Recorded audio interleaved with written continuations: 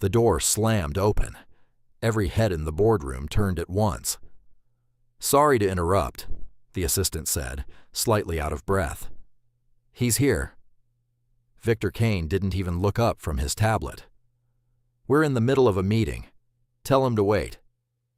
A pause. Then, "He says he owns the meeting." That got Victor's attention. A few executives exchanged confused glances. Someone let out a nervous chuckle, assuming it was a joke. "Who exactly does he think he is?" Victor asked, irritation creeping into his voice. Before the assistant could answer, the door opened wider, and Ethan Vale walked in. Silence didn't just fall, it dropped. Victor's expression didn't change immediately. It froze, then cracked. Just slightly. Just enough for the shift to be noticed by those paying attention. Ethan didn't rush, didn't smile, didn't look around like he didn't belong. He walked straight to the head of the table, the seat Victor had been preparing to take. "Good morning," Ethan said calmly. No one responded. Victor stood slowly. "This is highly inappropriate. You don't just walk into—" "I can," Ethan interrupted, his voice steady. "Sit down, Victor." The room tightened. Victor blinked once, then laughed under his breath. "I think you're confused." Ethan placed a thin folder on the table and slid it forward. "Am I?" Victor didn't touch it, but the chairman beside him did. He opened it, read the first page, then the second. His posture changed instantly. "Is this verified?" he asked quietly. Ethan nodded once. The man swallowed, then looked at Victor. "You should sit down." Victor didn't move this time, because something had shifted. Something real. Something dangerous. Ethan finally looked at him directly, and for the first time, Victor wasn't the most powerful man in the room. "Let's begin," Ethan said. And just like that, everything changed, 3 months earlier. The forklift screeched to a stop just inches from a stack of unstable pallets. "Watch it!" someone shouted from across the warehouse floor. Ethan stepped back, breathing out slowly. "You're cutting it too close." The driver shrugged. "Deadlines." Ethan didn't argue. He rarely did. The warehouse buzzed with noise, machines, voices, pressure, always pressure. He checked his watch. Past 8 p.m. again. "Vale!" A sharp voice cut through the air. Victor Kane. Ethan turned. Victor approached with that same polished arrogance he carried everywhere. Clean suit, expensive watch, not a drop of sweat on him. "You're behind on Section C," Victor said. "I stayed late yesterday to clear Section B," Ethan replied calmly. "I didn't ask about yesterday," Victor snapped. "I'm talking about now." Ethan nodded once. "I'll finish it." Victor leaned in slightly. "You should. Or maybe this job isn't for you." There it was. Not the first time. Probably not the last. Ethan didn't respond. Just got back to work. Because arguing never changed anything. That night, he got home late. The lights were on, but the house felt different. Too quiet. "Lila," he called. No answer. He stepped into the living room and stopped. A suitcase. By the door. His chest tightened. "Lila?" She stepped out from the hallway, dressed differently. Not casual. Not relaxed. Like she was going somewhere. "Ethan," she said. That tone. He knew that tone. "What's going on?" She hesitated, just for a second. Then she walked forward and handed him a folder. "I can't do this anymore." He didn't open it. Didn't need to. "Do what?" he asked quietly. "This life," she said. "This constant struggle, the waiting, the hoping things will get better." "They will," Ethan replied. "I'm working on." "When?"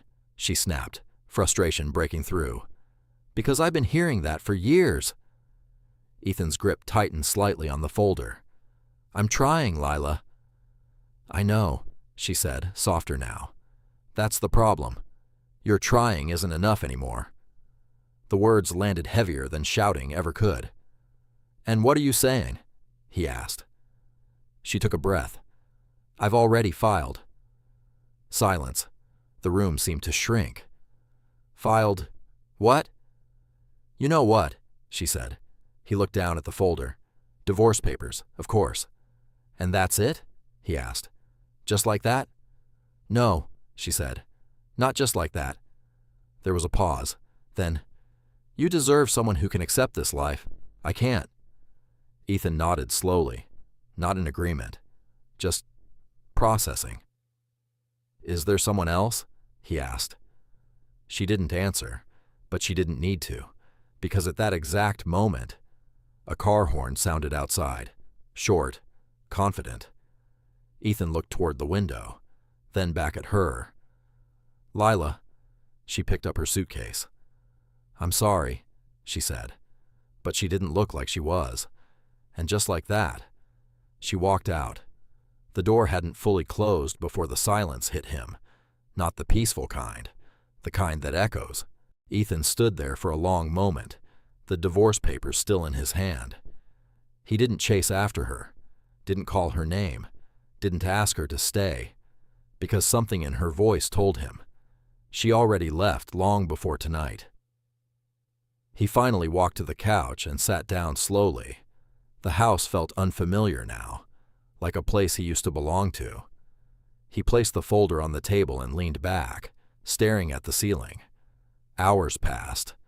At some point, his phone buzzed. Unknown number. He almost ignored it, but something made him pick up. "Mr. Ethan Vale?" a composed female voice asked. "Yes." "My name is Clara Whitmore. I'm calling regarding the estate of Mr. Alistair Rowe." Ethan frowned slightly. "I think you have the wrong number." "I assure you I don't," she replied. "Mr. Rowe listed you as his primary beneficiary." Ethan sat up. "I don't know anyone by that name." A brief pause.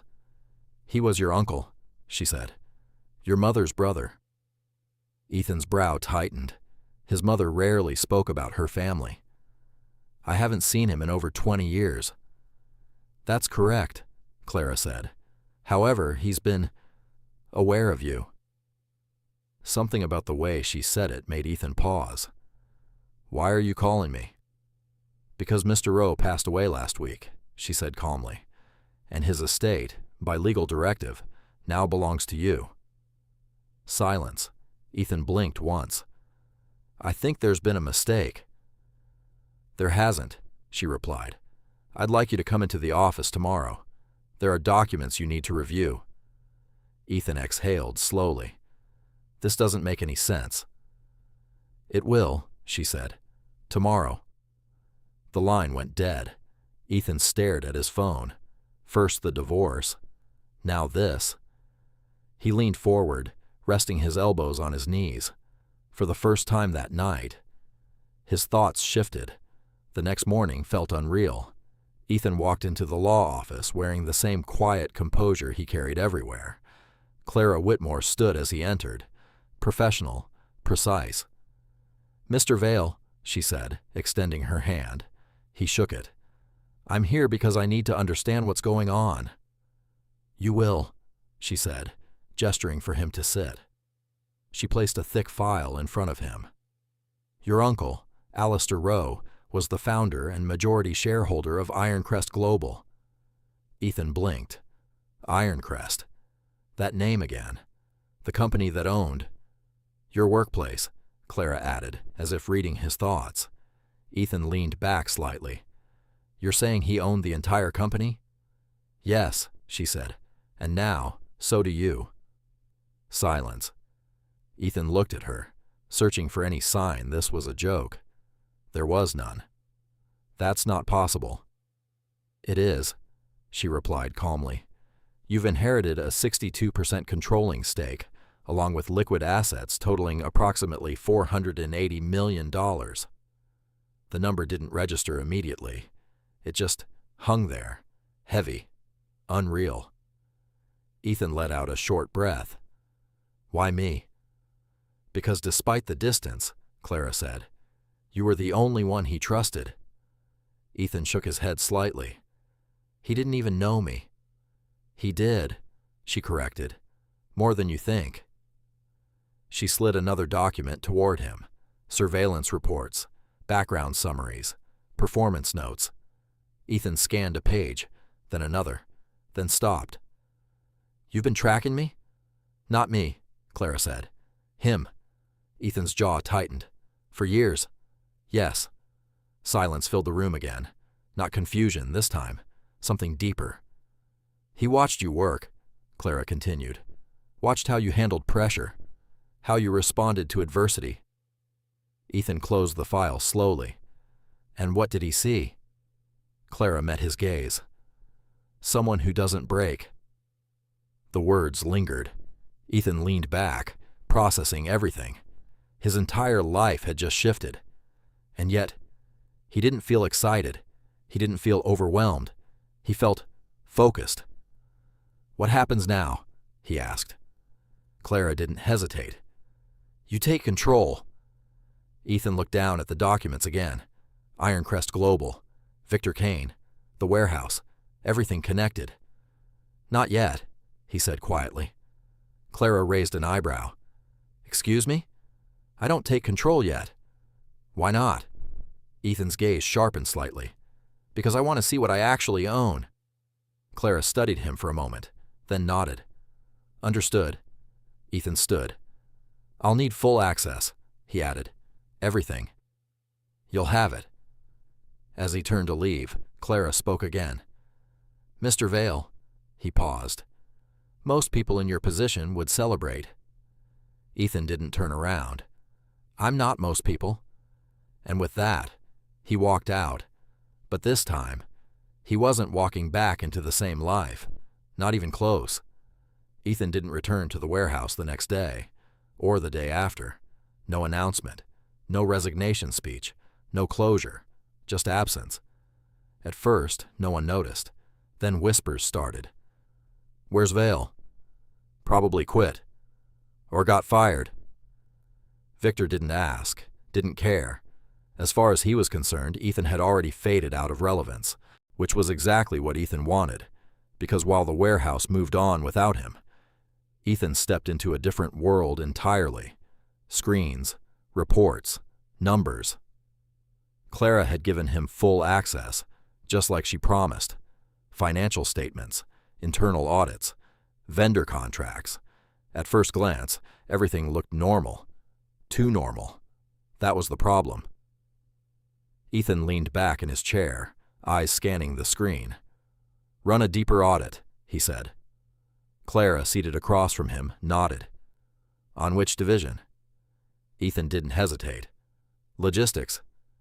Clara's fingers paused briefly over her tablet. That's where your former supervisor operates. I know. She studied him for a moment. This is personal? Ethan shook his head.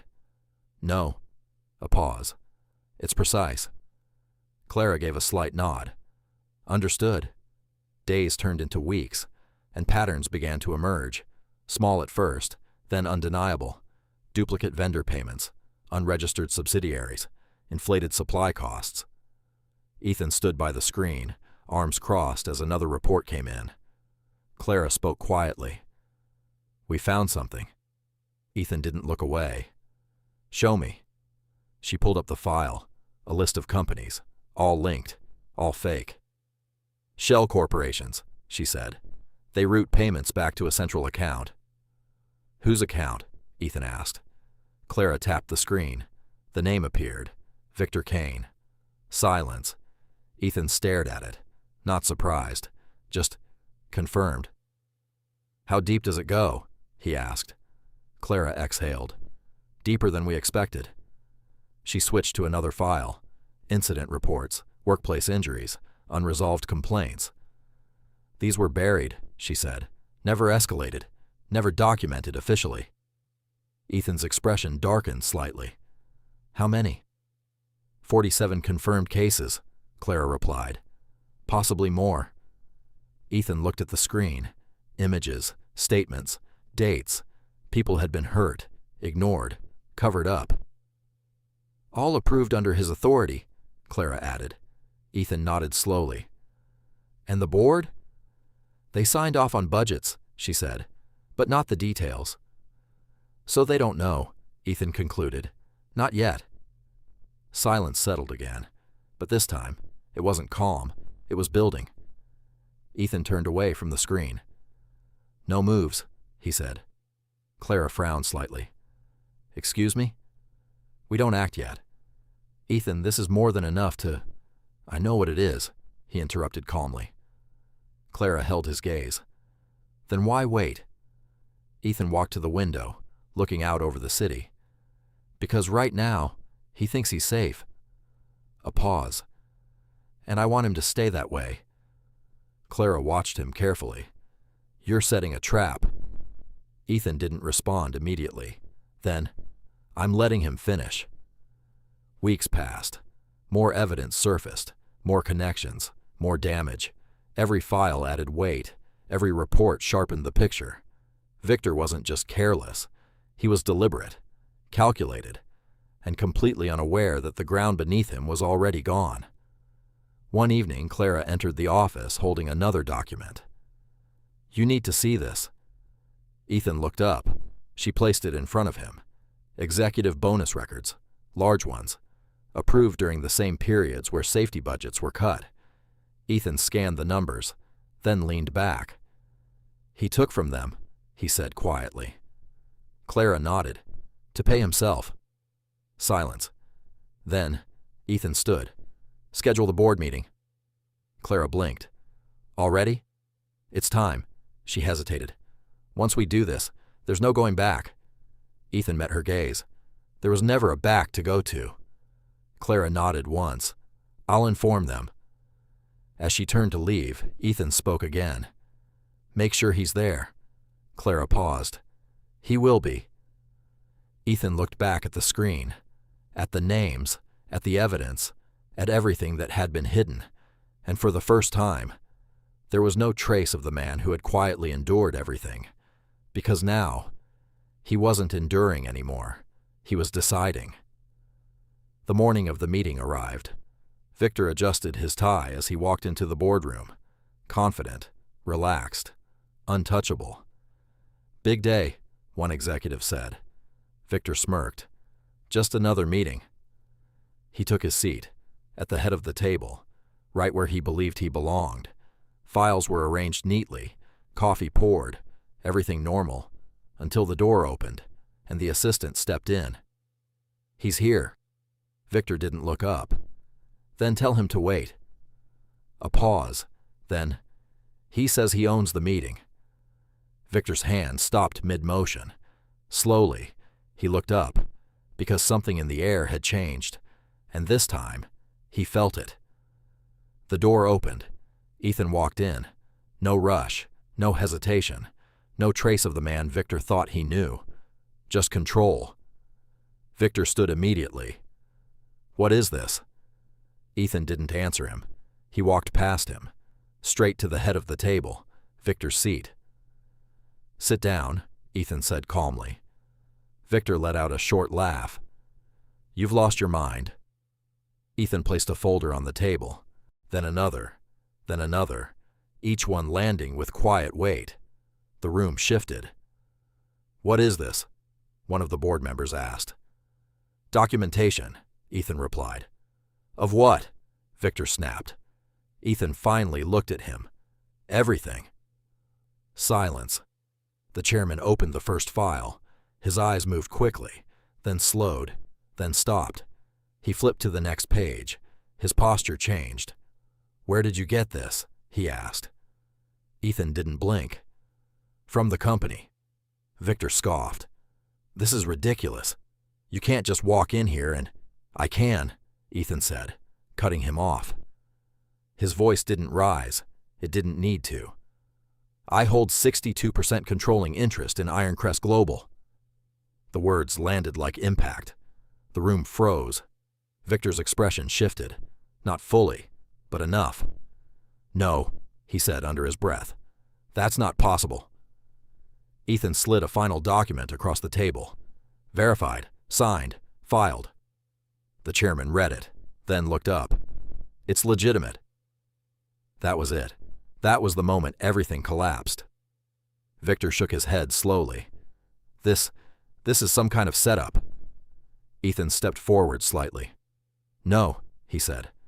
This is an audit. He nodded toward the files. Page 12. Vendor payments. The chairman flipped. His eyes widened. Page 23. Injury reports. Another page. Another shift.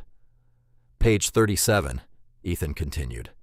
Shell corporations linked directly to executive authorization. Victor's voice rose. Those are operational decisions. You don't understand how logistics works. Ethan didn't react.